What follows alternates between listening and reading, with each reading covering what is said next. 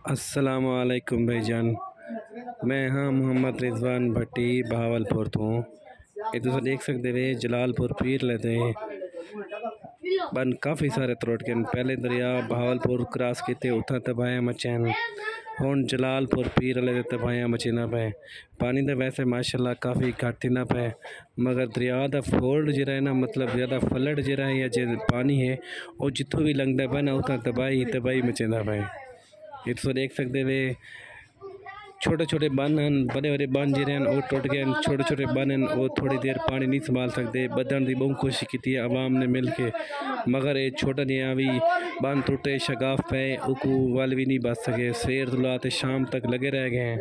मगर वल भी ये बन नहीं बता गया। पानी तो बहुत जोर है पानी पिछू बहावल नगर तो घट थी गए मगर साढ़े कोल या इतना जलालपुर तो फ्लड ही आंदा पे ना पानी बहुत तेज़ ही ना आंदा पे